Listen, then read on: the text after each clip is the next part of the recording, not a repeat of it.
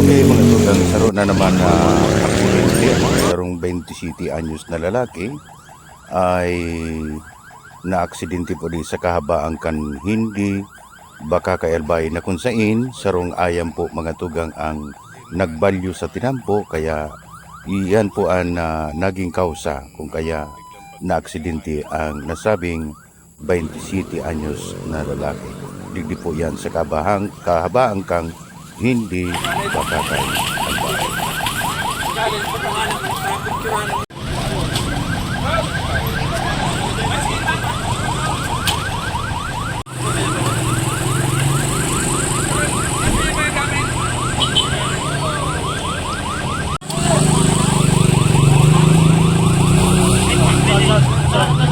So digdi ni mga tugang sa partikan na hindi pasiri sa Bunga.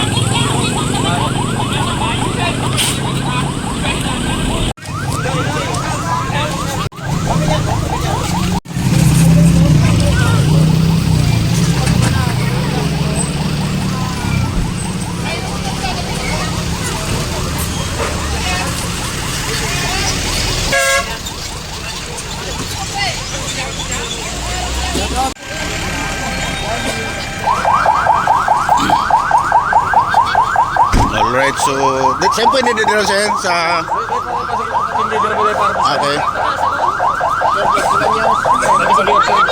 Sa BRT.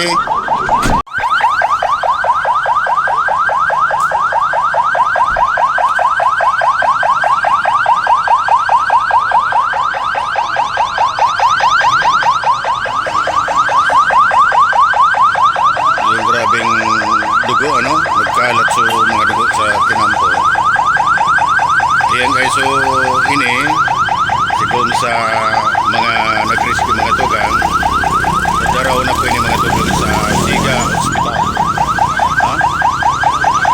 Ayan, sa gabo sa mga driver, ingat-ingat na lang po kita guys. Ayan, so dito po maramang kung tagasain ini nga aksidente,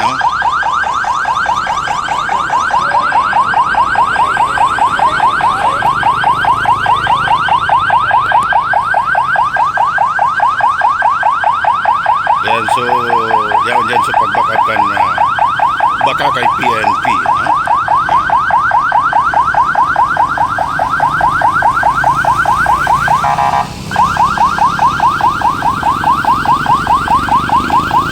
Yan, so ngunyan dadaraw na ini guys sa Siga Memorial Hospital. Ayan guys, siguro kukuha ng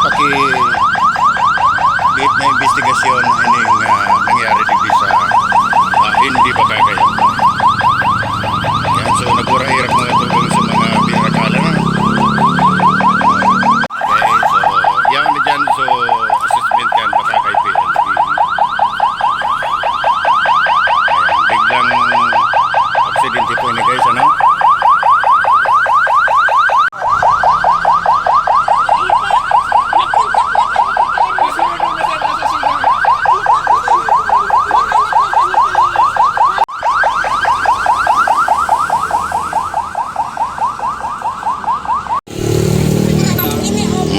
So yan ang sa to yung mga primerong update ng ganyan na pagkahapon.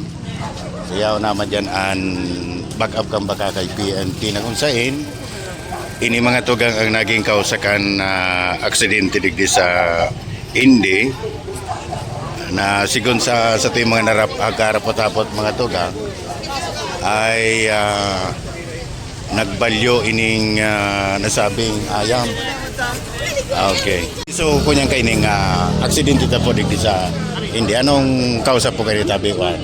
Nagbalyo o dahil man kinakahilingan tapos na daw na lang puminutok. Dahil may naaraman ko nagbalyo pero bakit minalamig lang to ayam pero may ganun baga. Baka yung tinamaan to ayam. Okay. So wala makitang basis kung kinsa po so ayam. Dahil papa.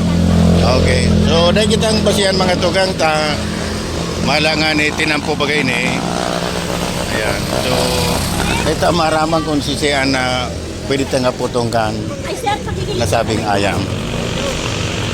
Ayan mga tugang sa to yung mga update no niya na pagkahapon sa Kabo sa mga driver, ingat-ingat na lang po kita dahil malangani pag-araw kayo ni bagang medyo maluwag ang tinampo. Talagang ay maiwasan na medyo marabas-rabasan. Magpapadalangin ka mga motorista. Right? So yan ang ito yung live up.